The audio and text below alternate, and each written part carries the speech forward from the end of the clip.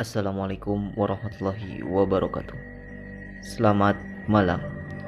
Selamat datang di podcast saya bersama Abdul Rahman dari Program Studi Pendidikan Teknologi Informasi Fakultas Keguruan dan Ilmu Pendidikan Universitas Lampung.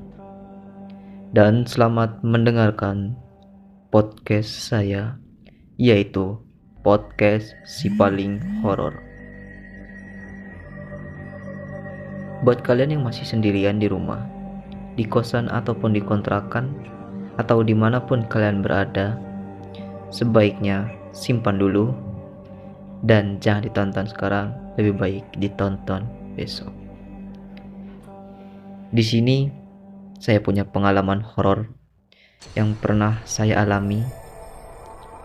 Kisah ini terjadi pada saya ketika saya masih bersekolah di sekolah menengah pertama. Dan inilah kisah saya yang berjudul Kukira Dia Temanku.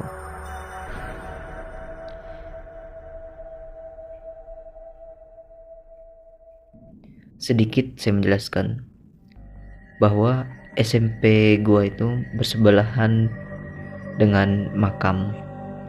Bahkan jaraknya itu tidak jauh. Pagar sekolah saya itu menempel dengan makam tersebut.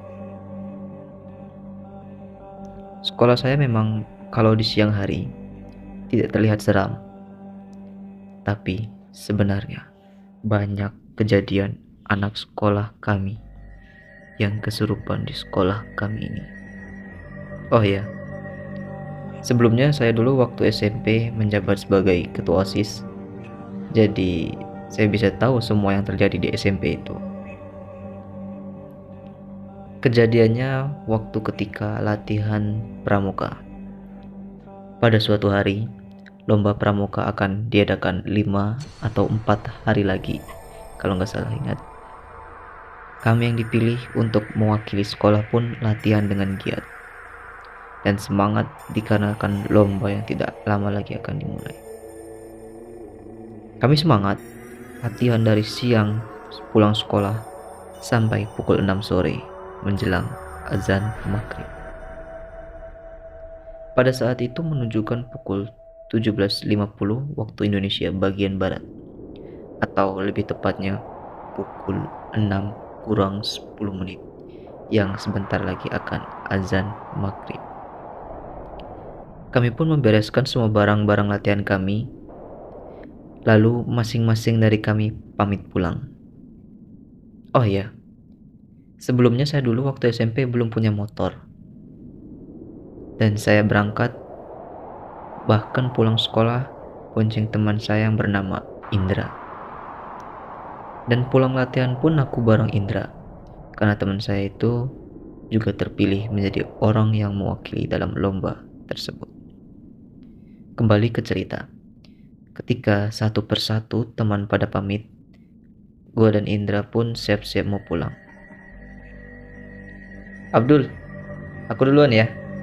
Tak tunggu di parkiran, ujar Indra. Dan aku pun menjawab, oh ya Indra, duluan aja. Aku mau naruh ini di gudang dulu.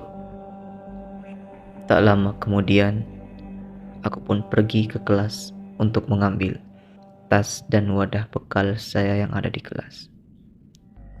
Kebetulan kelas saya itu bersebelahan dengan kelasnya Indra, dan kelas kami pun terletak di paling ujung. Saya kelas 7A dan Indra kelas 7B, yang kelasnya berada di sebelah kiri kelas saya. Yang kelasnya itu menempel dengan kelas saya. Dan kebetulan sekali, di sebelah kiri kelas 7B atau kelasnya Indra itu ada pagar yang bersebelahan langsung dengan makam. Bahkan tidak perlu berjalan jauh, cukup berdiri saja kita bisa melihat itu makam. Kembali ke cerita.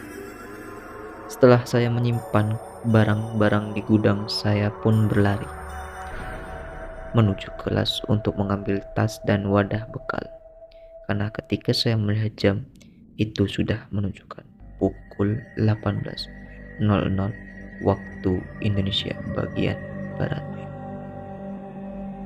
Yang mungkin 5 menit lagi akan azan maghrib, tapi langit sudah sangat gelap.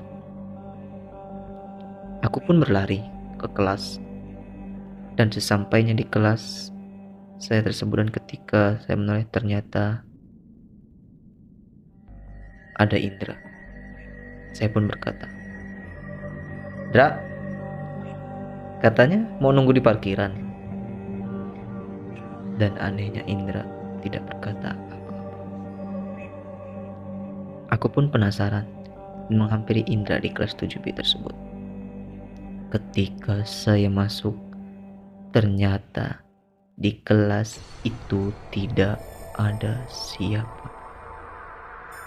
Saya pun masih belum sadar. Saya kira itu Indra mau bermain-main dengan saya. Saya pun berteriak, "Hei Indra, gak usah main-main lah. Udah mau maghrib ini, ayo buruan pulang. Aku udah lapar tau." Dan lagi-lagi tidak ada jawaban.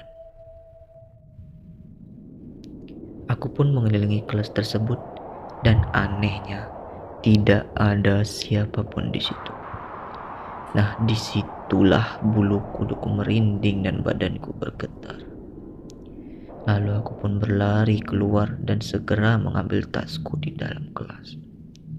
Ketika aku sudah mengambil semua barangku, aku pun keluar kelas.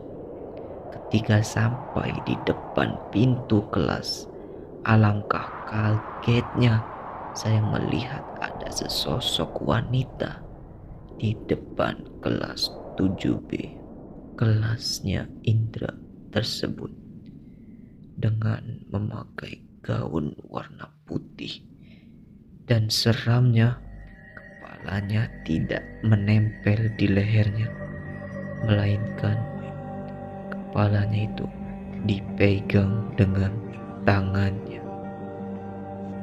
Pada saat itu pun seluruh tubuhku merinding. Aku pun saling bertatap dengan sosok itu yang kepalanya dipegang. Tetapi wajah sosok tersebut tertutup oleh rambutnya yang panjang. Aku sampai tidak bisa berkata apa-apa karena sosok itu lebih seram daripada yang biasanya ada di televisi atau film-film. Mulutku tak bisa berkata apa-apa, sehingga satu doa pun tak bisa aku ucap. Tak lama kemudian azan maghrib berkumandang, dan tanpa disadari tubuhku pun bisa bergerak. Saat itulah aku pun segera berlari menuju parkiran, dan aku pun tidak menceritakan hal itu kepada si Indra, karena aku takut Indra tidak akan berani untuk pulang. Setelah mengantarku, lalu kami pun pulang ke rumah masing-masing. Keesokan harinya pun saya bercerita kepada Indra, dan Indra pun mengajak saya untuk menceritakan ini kepada salah satu guru saya. Dan saya pun menceritakan hal yang saya alami kemarin.